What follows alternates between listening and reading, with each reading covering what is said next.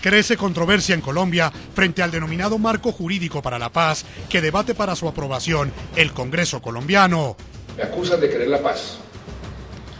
Esa acusación me honra. Creo que cualquier persona tiene que estar enferma mentalmente si no quiere la paz. Si sacamos esa llave, podamos abrir la puerta y entrar en esa senda de verdadera paz. Según el reconocido organismo hemisférico Human Rights Watch, en un eventual acuerdo de paz, la reforma constitucional favorecería la impunidad de crímenes atroces que cometieron y siguen cometiendo las organizaciones criminales que operan en Colombia.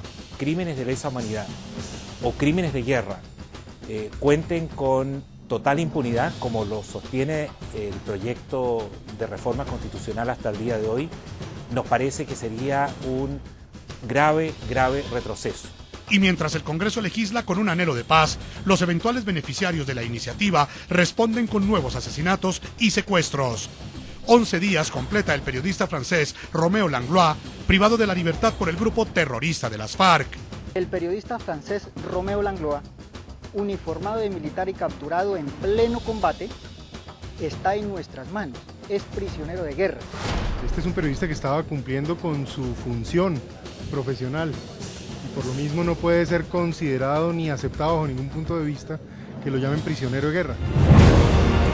Hoy en la noche, los protagonistas de la noticia, el excomandante del Ejército y general retirado Manuel José Bonet y el senador Luis Fernando Velasco, hablan sobre el impacto que tendría la eventual aprobación del denominado Marco Legal para la Paz. Comienza la noche bajo la dirección de Claudia Guizzati. La noche bajo la dirección de Claudia Guizzati. Enciende las luces para que usted vea el punto clave de la noticia. Soy Jason Calderón. Bienvenidos. La noticia. Al mismo tiempo que el Congreso colombiano avanza en la aprobación de una nueva política de paz, los eventuales beneficiarios de dicha ley también avanzan y a la vez incrementan sus acciones criminales. La noticia. Mientras la Cámara de Representantes discute en sexto debate el denominado Marco Legal para la Paz, la organización criminal de las FARC mantiene secuestrado al periodista Roméo Langlois. El punto clave, pese a que el grupo terrorista había manifestado su compromiso de renunciar al secuestro como un arma de guerra, hoy los hechos dicen lo contrario. El reconocido reportero francés completa 11 días en poder de las FARC y según ellos es un prisionero de guerra. El Frente 15 informa a la opinión pública que el periodista francés Roméo Langlois, uniformado de militar y capturado en pleno combate, está en nuestras manos. Es prisionero de guerra. Está levemente herido en un brazo. Este periodista en ningún momento podría considerarse como un prisionero de guerra, puesto que no forma parte de ninguno de los actores armados. Esperamos que pronto recobre la libertad, conforme a las declaraciones de quienes han anunciado que habían renunciado precisamente al secuestro. El punto clave, pese a las constantes críticas que organismos hemisféricos defensores de derechos humanos han hecho a la iniciativa legislativa, la necesidad de mantener una ventana abierta para la paz en Colombia parece ser una prioridad del actual gobierno. La noticia, hace pocas horas, a través de una nueva carta, Human Rights Watch ratificó que el proyecto, tal como está siendo estudiado por el Congreso colombiano, favorecería la impunidad y dejaría a Colombia expuesta ante una eventual intervención de la Corte Penal Internacional. El marco jurídico para la paz no constituye una estrategia para que los fiscales se concentren inicialmente en ciertos casos e investiguen posteriormente los demás. Por el contrario, la reforma permitiría que el Congreso exima de persecución penal a los responsables de delitos de lesa humanidad. Cuando la legislación de un país procura que algunas personas que cometieron delitos aberrantes eludan su responsabilidad penal, la Corte Penal Internacional podría investigar, acusar y enjuiciarlas en razón de que el Estado no está en condiciones o no tiene intención de juzgar en forma genuina a los responsables de estos abusos. En nuestros estudios internacionales de NTN 24 saludamos a esta hora a Luis Fernando Velasco, es presidente de la Comisión Primera del Senado de Colombia. Senador Velasco, bienvenido al programa. Buenas noches, Jason, y buenas noches a todas las personas que nos acompañan en el programa. Y en Bogotá, Colombia, también saludamos a esta hora al general retirado Manuel José Bonet Locarno, es excomandante del Ejército Nacional de Colombia en el gobierno del presidente Ernesto Samper, exgobernador del departamento de Magdalena, esto es en la costa norte de Colombia. General, bienvenido al programa La Noche. Buenas noches, un saludo para usted, especialmente para el señor senador. Senador, quiero comenzar con usted. ¿Cómo entender que el gobierno colombiano empiece a avanzar en un marco jurídico para la paz con un grupo que todavía está cometiendo acciones terroristas? Y el ejemplo más claro es el conocido caso del periodista francés, el periodista Langlois, que continúa 11 días ya en poder de este grupo secuestrado. Sabe que a diferencia de lo que pueden pensar muchos colombianos, yo valoro que el gobierno impulse un proyecto que, entre otras cosas, no es del gobierno.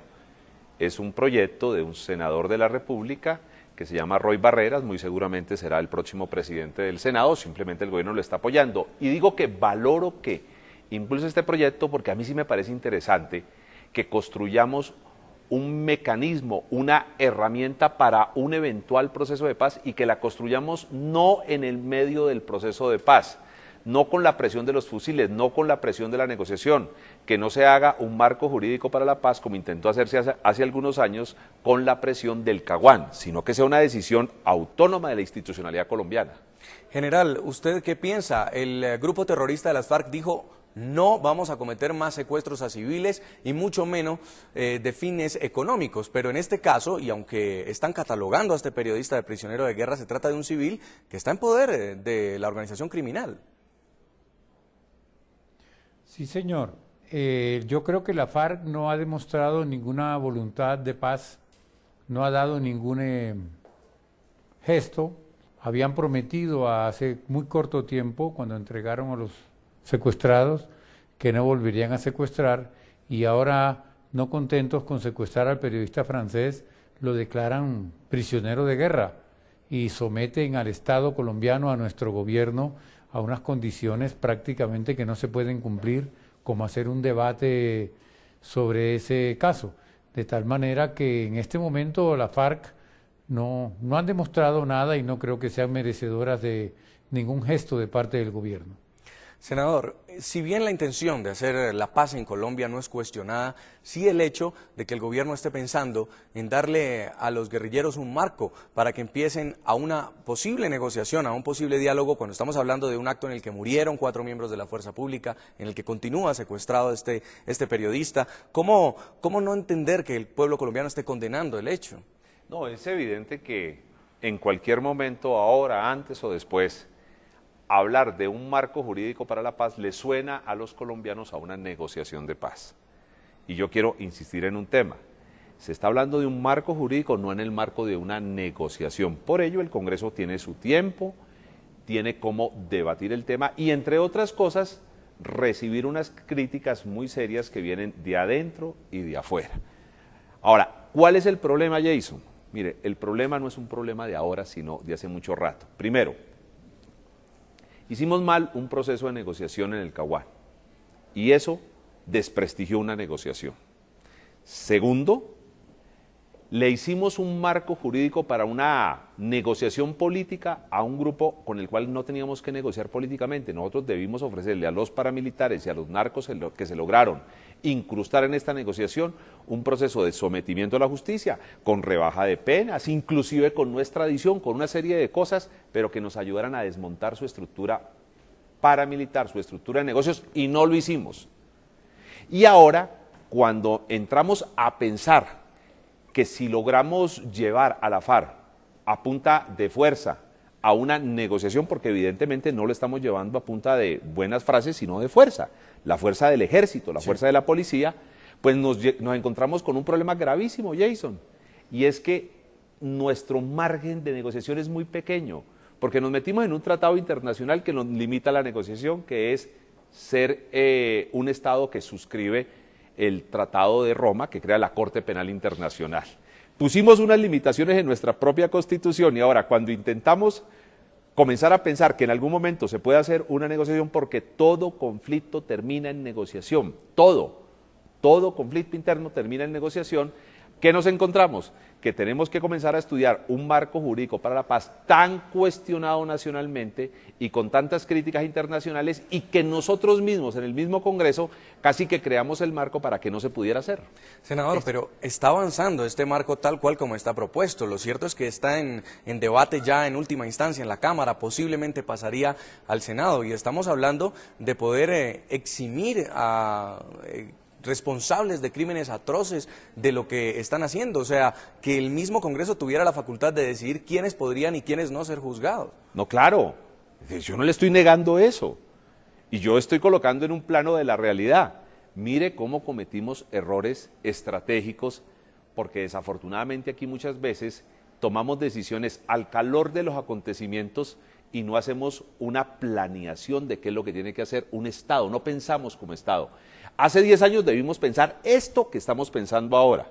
Hace 10 años debimos pensar que si nosotros lográbamos presionar a la FARC de tal manera que ellos entendieran que solo les quedaba el camino de la negociación, pues tendríamos que tener un instrumento para poder hacer la negociación. Pero ¿cómo se hace ahora un proceso de paz en donde de entrada usted tiene que decirle a señores, venga, siéntense en los que queden a negociar, pero les advierto que ustedes van derecho para la cárcel? Ese es un problema que debimos pensarlo no ahora, sino antes. Pero ¿por qué un marco jurídico ahora? Usted dice que estamos en frío, no en caliente de la negociación de un proceso de paz, y no cuando efectivamente ya se esté hablando de un puente para dialogar con este grupo terrorista. Porque es mejor pensar un marco jurídico para una negociación que por lo menos públicamente no se está dando, porque es mejor que ese marco jurídico se debata sin la presión del día a día de una negociación, sin la presión de las armas, que se debata así como lo estamos debatiendo. A mí me gusta que esto haya abierto este tipo de debates, por ejemplo, públicos, para escuchar a las distintas personas que tienen que aportar en el país y para escuchar a las personas que desde afuera también tienen que aportar. Pero deja en todo caso claro que el gobierno tiene intenciones de negociación.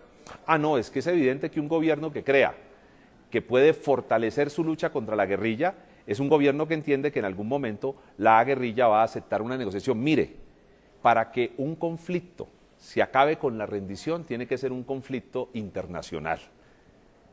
Si no existe la bomba atómica, a lo mejor Estados Unidos hubiese seguido años y años tratando de invadir Japón. Mire la cantidad de muertos que tuvo que lograrse para que en un conflicto internacional como la Segunda Guerra Mundial Alemania se rindiera. Y entonces nosotros tenemos que entender que eso no pasa en los conflictos internos. En los conflictos internos uno le quita fuerza al enemigo, le hace entender que no va a ganar, que no va a avanzar y que solo le queda el camino de la negociación, pero evidentemente en un conflicto interno hay una negociación. Quiero volver con el general Bonet. General, usted hizo parte del Ejército Nacional de Colombia, usted tuvo que combatir directamente a estos terroristas, a estos criminales. ¿Cómo evalúa usted este proyecto, este marco legal para la paz que hay en curso en la Cámara de Representantes, en el Congreso colombiano, y que podría, según las críticas de organizaciones de derechos humanos internacionales, darle impunidad a estos hombres que han cometido crímenes atroces y que mataron muchos de los hombres de los cuales usted tuvo a cargo? Yo creo que nos estamos anticipando.